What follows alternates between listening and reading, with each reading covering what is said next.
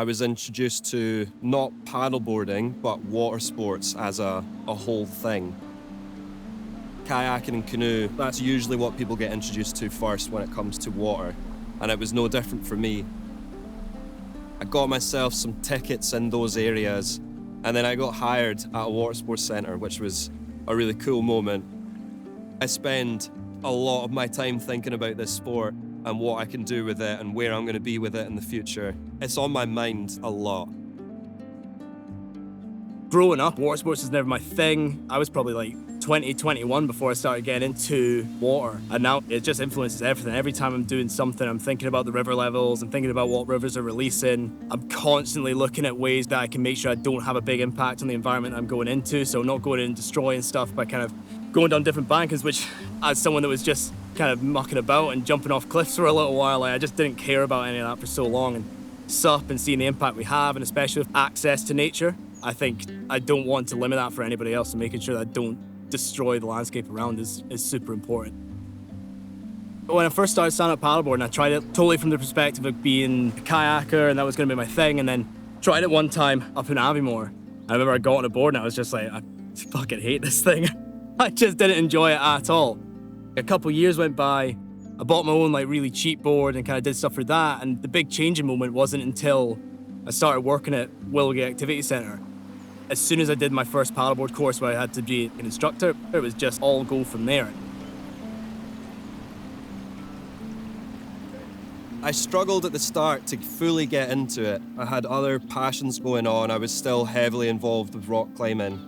And you attack it in a similar way, same way that we look at water levels at the river. You look at the weather, you try and predict what it's going to do. There's a whole other way of looking at it. It's not like you're going out for a walk in your local area. It's a little bit deeper than that. You're looking at not only where the weather is, but where it's going to be. And that transferred over straight away.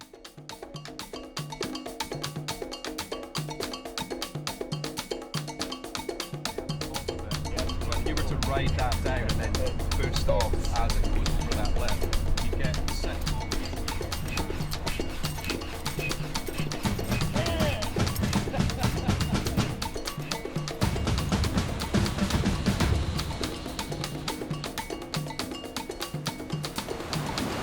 Alright, I'm up.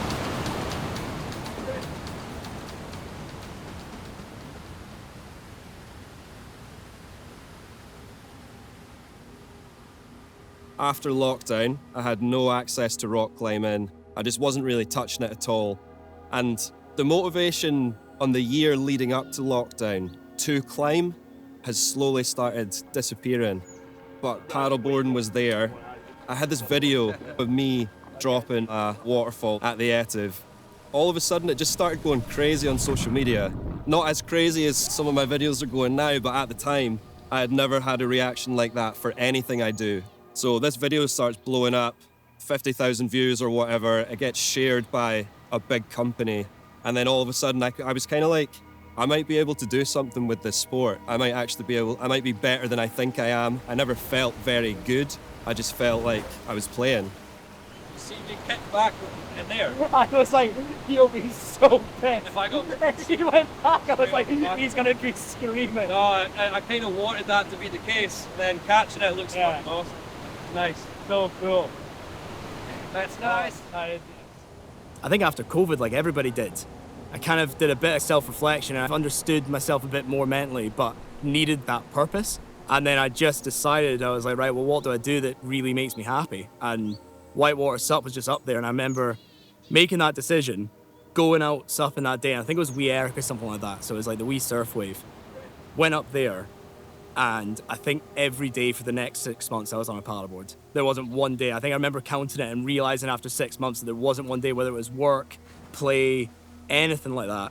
It just gave me such a purpose, and it gave me such a way to understand myself and lets me clear my head, and you don't realize how much you work through the other parts of your life. You let your brain just go and focus on something else for a while, and it just ticks away.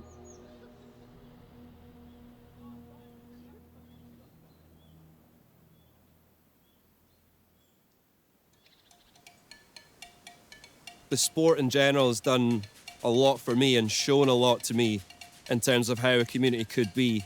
Like I said, I come from a climbing background. The community in climbing is super similar. It's quite supportive. There's always some elitists here and there. They have opposing styles or slightly opposing forms of climbing, and then there can be a little bit of friction. Same between any sport, I guess. But the big thing has been the community that I've found through social media. Seeing what other people are doing, and you really learn from that.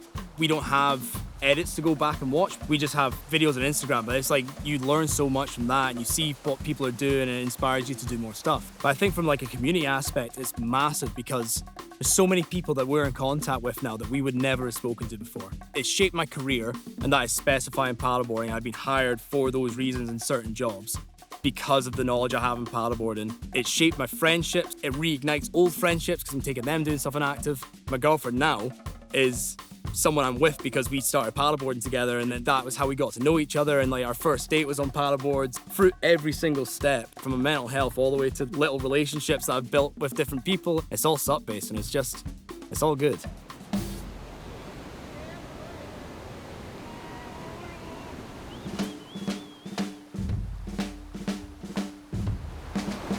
Let's stop this guy from dying.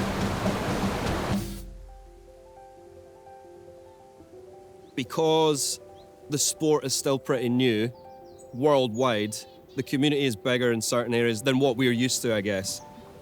A huge part of why I want to do paddleboarding and why I want to share it is because there isn't a lot of material out there like this. There's no cool skateboard edits from the 90s that we used to watch. There's nothing like that. There's bits and pieces, but not enough for you to just be like, I'm going out on the water tomorrow, I'm going to start watching back-to-back clips of so-and-so doing that really cool, famous spot. It's not at that point yet, but I'd like to get it to that point. I think that's a cool goal to have with paddleboarding. I've got my Fnatic UK sponsorship, or K66, who are really good to me and give me really lovely discount on kit and nice shiny new things. But I'd love to move up into the international Fnatic team. I think that's massive for me. It would be really nice to go abroad, and I wonder how I'd match with the level of European riding, which apparently is just like another level altogether from what we're doing. Going out to Czech and Slovenia and into the Alps and stuff like that would be really cool to go and progress in that side of stuff. It'd be awesome. Goals for now is just to keep the progression going. Everything's still changing. Techniques, styles, way that I ride things, it's all changing constantly. So I'd like to become a better paddler. That's the short-term goal. And it's going to be an ongoing goal. The sport has become famous from people going onto flat water and trying it. So there's no problem with getting people on the boards. It's how do we introduce people to whitewater so that we can influence the growth in that? How do we make it seem safe enough for people to give a go? How can we give them the skills to get them there? That would be my thoughts as how we're going to do that. But I don't see it never happening. I think that it could be a thing, that we can get it to be a more mainstream sport. Could be in the Olympics one day. Easily.